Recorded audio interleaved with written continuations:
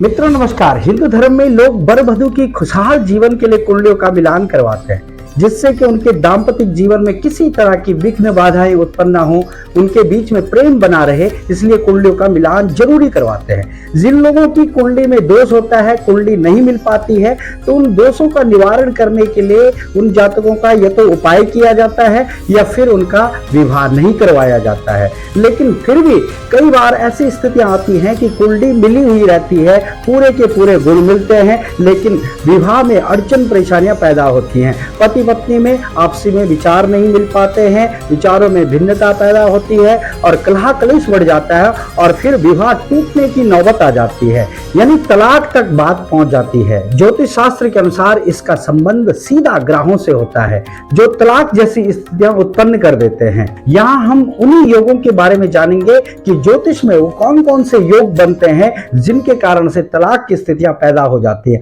आज उसी पर चर्चा करेंगे और साथ में उपाय की भी बात करेंगे कि यदि आपके विवाह में भी अड़चन परेशानी आ रही है, आपके दाम्पतिक जीवन में भी कलह कलेश चल रहा है, तो आपको कौन कौन से उपाय करने चाहिए। तो यदि आपने चैनल को सब्सक्राइब नहीं किया है तो चैनल को जरूर सब्सक्राइब कर लीजिए और वीडियो को लाइक कर दीजिए। मित्रों, अगर शादी से पहले वर वधू की कुंडली के गुणों का अच्छे से मिलान नहीं किया गया है तो ऐसे लोगों का तलाक होने की स्थिति उत्पन्न हो जाती है। ज्योतिष शास्त्र के अनुसार कुंडली में कम से कम 18 गुण मिलने चाहिए। 36 में से 18 गुणों की स्थितियां मिलनी चाहिए। यदि 18 गुण नहीं मिलते हैं तो तलाक की स्थिति की नौबत आ जाती है।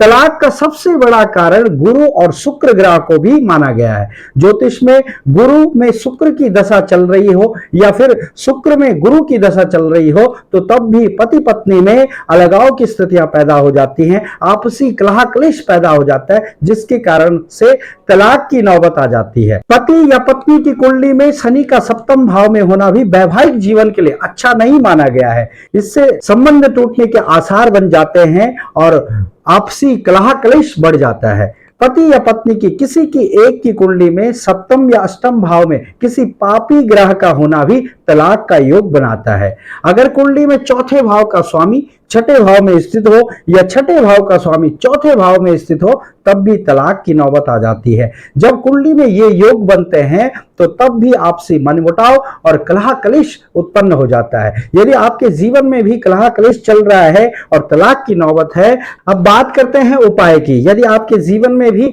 इस तरह की अड़चन परेशानियां आ रही हैं, आपसी कलेश मनमुटाव की स्थितियां बन रही हैं पति पत्नी में, तो आपको कौन सा उपाय करना चाहिए। सबसे पहले भगवान शंकर का पूजन करना चाहिए। किसी भी त्रयोदशी के दिन या सोमवार के दिन पति पत्नी भगवान शंकर का रुद्राभिषेक करें। दूध दही घी शहद शक्कर पंचामृत से अभिषेक करें और साथ में आप रुद्राष्टाध्याय के मंत्रों से भगवान शंकर का दूध से अभिषेक करें। तो इससे जो आपसी कलह कलेश चल रहा है वो समाप्त हो जाएगा। पति पत्नी में से दोनों में से एक भी इस उपाय को कर सकता है तो घर की स्थितियां सामान्य हो जाएंगी और तलाक की नौबत खत्म हो जाएगी। अगला उपाय है बृहस्पति और शुक्र का दान।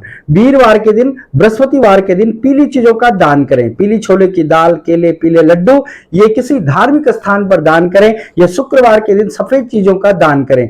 आटा, चीनी, चावल, दूध इन चीजों का किसी धार्मिक स्थान पर जाकर के दान करें तो जो ये अड़चन परेशानियां कलह कलेश आपके बीच में चल रहा है वो समाप्त हो जाएगा। मित्रों, ये थे छोटे छोटे से उपाय। हम हर ज्योतिष और वास्तु से संबंधित एक छोटा वीडियो आपके लिए लेकर के आते हैं। मिलते हैं किसी और वीडियो में, तब तक के लिए नमस्कार।